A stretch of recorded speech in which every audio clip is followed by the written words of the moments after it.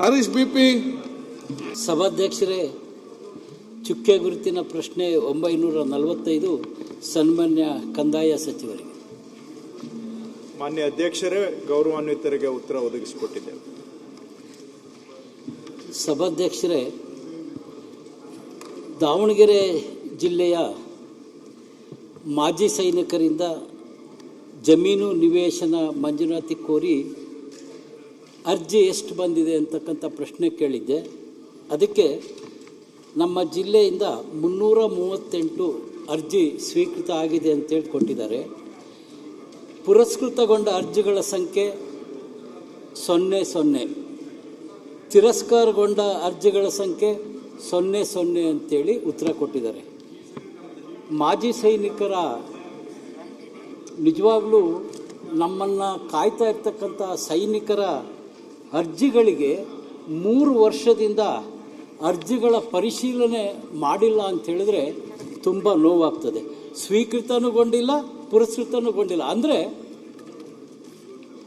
ದಾವಣಗೆರೆ ಜಿಲ್ಲೆಯ ರೆವಿನ್ಯೂ ಅಧಿಕಾರಿಗಳು ಅಂತ ಒಂದು ಕಷ್ಟ ನೋವಿಗೆ ಸ್ಪಂದಿಸ್ತಕ್ಕಂಥ ಕೆಲಸ ಮಾಡ್ತಾ ಇಲ್ಲ ಅಂತ ಗೊತ್ತಾಗ್ತದೆ. ಇನ್ನು ಅವರಿಗೆ ನಿವೇಶನ ಎಲ್ಲಿ ನೀವು ಕಾಯಂಗೊಳಿಸಿದ್ದೀರಿ, ಮಾಜಿ ಸೈನಿಕರಿಗೆ ಇಲ್ಲ ನಿವೃತ್ತ ಸೈನಿಕರಿಗೆ, ಮರಣ ಹೊಂದಿದ ಸೈನಿಕರಿಗೆ ನಿವೇಶನ ಎಲ್ಲಿ ಕೊಡ್ತೀರಿ ಅಂದರೆ ಅವರು ಉತ್ತರ ಕೊಟ್ಟಿದ್ದಾರೆ. ದಾವಣಗೆರೆ ಜಿಲ್ಲಾ ಹೊಸಹಳ್ಳಿಯಲ್ಲಿ 35 ಜನಕ್ಕೆ 3 ಎಕರೆ ಅಂತೆ. ಆಮೇಲೆ ಬಗ್ಗೇನಹಳ್ಳಿ ಜಗಳೂರು 13 ಜನಕ್ಕೆ 2 ಎಕರೆ 20 ಗುಂಟೆ. ಈ ರೀತಿ ಹರಿಹರದ ಮಲೇಬೆನ್ನೂರಿನಲ್ಲಿ 30 ಗುಂಟೆ. ಅಂದರೆ ಮಾಜಿ ಸೈನಿಕರಿಗೆ ಸುಮಾರು 4 ಎಕರೆ 5 ಎಕರೆ ಜಮೀನು ಕೊಡಬೇಕು. ಹೋಗಲಿ, ಅದು ಸರ್ಕಾರದಿಂದ ಆಗ್ತಾ ಇಲ್ಲ. ನಂತರ ಪಾಪ ನಿವೇಶನವನ್ನು ಕೇಳಿದರೆ ನಮ್ಮ ತಾಲೂಕಿನ ಮಲೇಬೆನ್ನೂರಲ್ಲಿ 30 ಗುಂಟೆ ಅಂದರೆ ಆ ಜಮೀನು ಎಲ್ಲಿದೆ ಅಂದರೆ ಗುಡ್ ಗಾರ್ಡ್ನಲ್ಲಿದೆ. ಅಂದರೆ ಮಾಜಿ ಸೈನಿಕರಿಗೆ ಗುಡ್ ಗಾರ್ಡ್ನಲ್ಲಿ ನಿವೇಶನ ಕೊಡ್ತಾರಾ? ನಿಜವಾಗ್ಲೂ ಇವತ್ತು ಯಾರಾದರೂ ವೀರ ಯೋಧ ನಿವೃತ್ತಿಯಾಗಿ ಬಂದಂಥ ಸಂದರ್ಭದಲ್ಲಿ ಇಡೀ ಊರಿಂದ ಊರೇ ಅವರಿಗೆ ಭವ್ಯವಾಗಿ ಸ್ವಾಗತಿಸಿ ದಯವಿಟ್ಟು ಸೈನಿಕರ ಬಗ್ಗೆ ಸ್ವಲ್ಪ ಗಮನ ಕೊಡಿ. ನಾವು ಮಾಡ್ತೀವಿ. ಯಾವುದಾದ್ರೂ ಸೈನಿಕ ನಿಧನ ಹೊಂದಿದ್ರೆ ಇಡೀ ತಾಲೂಕಿಗೆ ನಾವು ಜನ ಸೇರಿ ಒಂದು ಗೌರವವನ್ನು ಕೊಡ್ತೀವಿ. ಆದರೆ ಅದು ಬರೀ ಅವ್ರಿಗೆ ಮಾತ್ರ. ಆದರೆ ಅವರಿಗೆ ನೀಡಬೇಕಾದಂಥ ಸರ್ಕಾರಿ ಸವಲತ್ತನ್ನು ಕೊಡಲಿಕ್ಕೆ ಅಟ್ಲೀಸ್ಟ್ ಪರಿಶೀಲನೆ ಮಾಡಲಿಕ್ಕೂ ಕೂಡ ರೆವಿನ್ಯೂ ಅಧಿಕಾರಿಗಳಿಂದ ಆಗ್ತಾ ಇಲ್ಲ. ಅಂದರೆ ನನಗೆ ತುಂಬ ಇದು ಎಲ್ಲರೂ, ಇದು ಬರೀ ದಾವಣಗೆರೆ ಜಿಲ್ಲೆ ವಿಚಾರ ಅಲ್ಲ ಸನ್ಮಾನ್ಯ ಸಚಿವರೇ, ಇದು ಇಡೀ ರಾಜ್ಯದ್ದು. ಹಾಗಾಗಿ ನನ್ನ ಒಂದು ಕಳಕಳಿ ಏನಂದರೆ, ನೀವು ದಯವಿಟ್ಟು ಮಾಜಿ ಯೋಧರಿಗೆ, ನಿವೃತ್ತ ಯುವಕರಿಗೆ ಇಲ್ಲ ನಿಧನ ಹೊಂದಿದ ಯೋಧರಿಗೆ ಎಲ್ಲಾದರೂ ಇವತ್ತು ಕೈಗಾರಿಕೆಗೆ ನೀವು ಅಕ್ವೈರ್ ಮಾಡಿ ಅವರಿಗೆ ಕೈಗಾರಿಕೆಗೋಸ್ಕರ ಕೊಡ್ತೀರಾ. ಅದೇ ರೀತಿ ಮಾಜಿ ಸೈನಿಕರಿಗೆ ಒಬ್ಬೊಬ್ಬ ಸೈನಿಕರಿಗೆ 3-4 ಎಕರೆನಾದರೂ ಸರ್ಕಾರದಿಂದ ಖರೀದಿ ಮಾಡಿ ಕೊಡ್ತಕ್ಕಂಥ ವ್ಯವಸ್ಥೆ ಆಗಬೇಕು. ಇನ್ನು ನಿವೇಶನ ಅಂದರೆ ಯಾವುದೋ ಗುಡ್ಡದಲ್ಲಿ ನಿವೇಶನ ಇದೆ ಅಂತ ಅಧಿಕಾರಿಗಳು ತೋರಿಸ್ತಾರೆ ಅಂದರೆ ನೋವಾಗ್ತದೆ ಬಂಧುಗಳೇ. ಸೈನಿಕರಿಗೆ ನೀವು ಜಿಲ್ಲಾ ಕೇಂದ್ರ ಇಲ್ಲ ತಾಲೂಕು ಕೇಂದ್ರದಲ್ಲಿ ವಿಶೇಷವಾಗಿ ಭೂ ಸ್ವಾಧೀನ ಮಾಡಿ ಅವರಿಗೆ ನಿವೇಶನವನ್ನು ಕೊಡಿಸ್ಬೇಕು. ಈ ರೀತಿ ಬೇಜವಾಬ್ದಾರಿಯಿಂದ ಸೈನಿಕರಿಗೆ ಅಗೌರವ ಮಾಡ್ದಂಗೆ, ನನ್ನ ದೃಷ್ಟಿಯಲ್ಲಿ ಸೈನಿಕರ ವೃತ್ತಿಗೆ ಅಗೌರವ ಮಾಡ್ದಂಗೆ ದಯವಿಟ್ಟು ಸಚಿವರು ಬಹಳ ಉತ್ಸಾಹಿಗಳಿದ್ದೀರಿ. ಇದನ್ನ ಇಡೀ ರಾಜ್ಯದ ಸೈನಿಕರಿಗೆ ನೋಡಿ, ಅವರು ಜಿಲ್ಲಾಧಿಕಾರಿಗಳ ಕಚೇರಿಗೆ, ತಾಲೂಕು ಕಚೇರಿಗಳಿಗೆ, ನಮ್ಮ ಮನೆಗೆ ಬಂದಂತ ಸಂದರ್ಭದಲ್ಲಿ ಒಂದು ನಿಮಿಷ ಸಭಾಪತಿ ದಯವಿಟ್ಟು ಕೇಳಿ, ಅವರು ನಮ್ಮ ಜೊತೆ ಬಂದಂತ ಸಂದರ್ಭದಲ್ಲಿ ಒಬ್ಬ ಮಾಜಿ ಸೈನಿಕರಿಗೆ ನಾವು ಏನು ಮಾಡ್ಲಿಕ್ಕೆ ಆಗಲ್ಲ ಅಂತಕ್ಕಂಥ ನೋವು ನಮಗಾಗ್ತದೆ. ಹಾಗಾಗಿ ಇದರ ಬಗ್ಗೆ ವಿಶೇಷ ಕಾಳಜಿ ವಹಿಸಿ ಸರ್ಕಾರ ನಿರ್ಧಾರ ಮಾಡ್ಬೇಕಂತೇಳಿ ನಾನು ಸಚಿವರಲ್ಲಿ ಮನವಿ ಮಾಡ್ತೇನೆ. ನಾನು ಒಂದು ಚೂರು ಇದಕ್ಕೆ ಸಂಬಂಧಪಟ್ಟ ಒಂದೇ ಸರ್ ಅಧ್ಯಕ್ಷೆ ಪ್ಲೀಸ್. ಅಲ್ಲ ಅಧ್ಯಕ್ಷೆ, ಅಲ್ಲ ಅಧ್ಯಕ್ಷ ಉತ್ತರ ಕೊಡಿ. ಅಧ್ಯಕ್ಷರೇ, ಮೊದಲಿಗೆ ಎಲ್ಲಿ ಎಷ್ಟು ಅರ್ಜಿಗಳು ಇದಾವೆ ಅಂತಾನೂ ಕೂಡ ಒಂದು ಕಡೆ ನಮ್ಮ ಹತ್ರ ದಾಖಲೆ ಲೆಕ್ಕ ಇರಲಿಲ್ಲ.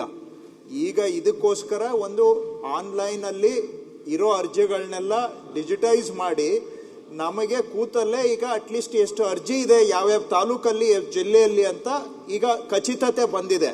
ಮೊದಲಿಗೆ ಈ ಸಿಸ್ಟಮು ಕೂಡ ಇರಲಿಲ್ಲ. ಎಷ್ಟು ಅರ್ಜಿ ಇದೆ ಪೆಂಡಿಂಗ್ ಇದೆ ಅಂದರೆ ನಾನು ಎಲ್ಲ ತಹಸೀಲ್ದಾರ್ಗೆ ಬರಿಬೇಕಿತ್ತು, ಅವರಿಂದ ಉತ್ತರ ಬರಲಿಕ್ಕೆ ಎಷ್ಟು ದಿನ ಆಗ್ತಿತ್ತು, ಅವ್ರು ಒಂದೊಂದು ದಿನ ಒಂದೊಂದು ಉತ್ತರ ಕೊಡ್ತಿದ್ರು. ಈ ಥರ ಎಲ್ಲ ಒಂದು ವಿರಾಮ ಹಾಕಿ ಇದಕ್ಕೆ ನಿರ್ದಿಷ್ಟ ಕಾರ್ಯಕ್ರಮ ಆಗಬೇಕು ಅಂತ ಎಲ್ಲ ಅರ್ಜಿಗಳನ್ನು ಆನ್ಲೈನ್ಗೆ ತೊಗೊಂಡು ಬಂದಿದ್ದೇವೆ. ಹಾಗಾಗಿ ಇವ್ರಿಗೆ 338 ಅಂತ ನಾವು ಖಚಿತವಾಗಿ ಹೇಳಲಿಕ್ಕೆ ಸಾಧ್ಯ ಆಗ್ತಾ ಇದೆ. ಮೊದಲಿಗೆ ಎಲ್ಲೂ ಟ್ರ್ಯಾಕಿಂಗ್ ಕೂಡ ಇರಲಿಲ್ಲ, ಪೇಪರಲ್ಲೇ ಇರ್ತಾ ಇತ್ತು ಇದೆಲ್ಲವೂ. ಅದನ್ನು ಫಾಲೋ ಅಪ್ ಮಾಡಲಿಕ್ಕೂ ಆಗ್ತಿರ್ಲಿಲ್ಲ. ಈಗ ಆನ್ಲೈನ್ಗೆ ತಂದಿದ್ದೇವೆ. ಎರಡನೇ ಸ್ಟೆಪ್ಪು, ಇವ್ರಿಗೆ ನಿವೇಶನ ಕೊಡಬೇಕು ಅಂತ ಸರ್ಕಾರದಿಂದ ನಾವು ಘೋಷಣೆ ಮಾಡಿದ್ದೇವೆ. ಅದನ್ನು ಅನುಷ್ಠಾನ ಮಾಡಬೇಕಾದ್ರೆ ಜಮೀನು ಬೇಕು. ಎರಡನೇ ಹಂತದಲ್ಲಿ ಈಗ ಇವ್ರ ಜಿಲ್ಲೆಯಲ್ಲಿ 14 ಎಕರೆ 13 ಎಕರೆ 30 ಗುಂಟೆ ಅಂದರೆ 14 ಎಕರೆ ಜಮೀನನ್ನು ನಾವು ಗುರುತಿಸಿದ್ದೇವೆ. ಜಮೀನು ಗುರುತಿಸಿದ್ರೆ ತಾನೇ ನಾಳೆ ನಿವೇಶನ ಮಾಡಲಿಕ್ಕೆ ಸಾಧ್ಯ. ಸೊ ಫಸ್ಟ್ ಸ್ಟೆಪ್ ಅರ್ಜಿಗಳನ್ನು ಆನ್ಲೈನ್ಗೆ ತಗೊಂಡಿದ್ದೇವೆ, ಟ್ರ್ಯಾಕ್ ಮಾಡ್ತಾ ಇದ್ದೇವೆ.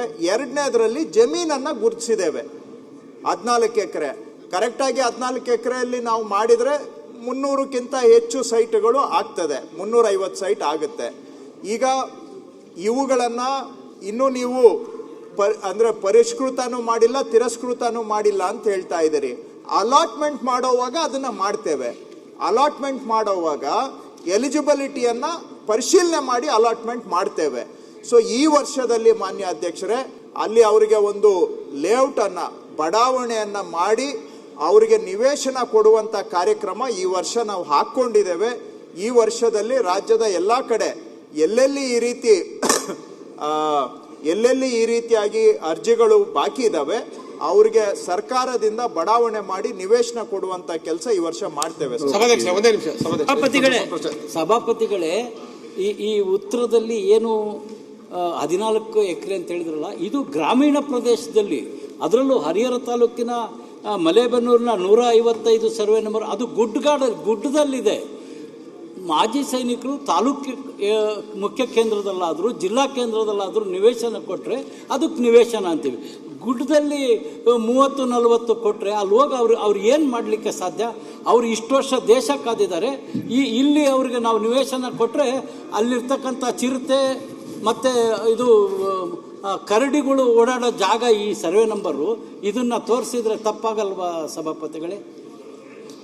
ನಾನು ಒಂದು ಕೇಳ್ತೀನಿ ಅಧ್ಯಕ್ಷರೇ, ಸೂಕ್ತತೆಯನ್ನ ಖಂಡಿತವಾಗಿ ಪರಿಶೀಲನೆ ಮಾಡ್ತೇವೆ.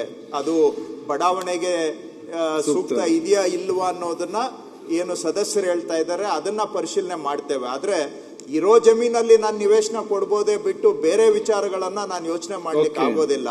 ಇದು ಸೂಕ್ತ ಇಲ್ಲ ಅಂದ್ರೆ ಬೇರೆ ಕಡೆ ಎಲ್ಲಾದ್ರೂ ವಾಸಕ್ಕೆ ಯೋಗ್ಯವಾದಂತ ಕಡೆ ನಾವು ಗುರುತಿಸಬಹುದು. ಅದು ಬಿಟ್ಟು ಬೇರೆ ನಗರ ಪ್ರದೇಶದ ಹತ್ರ ಎಲ್ಲ ಈಗ ಆಕಾಶಕ್ಕೆ ಹೋಗಿದೆ, ಅಕ್ವೈರ್ ಮಾಡೋ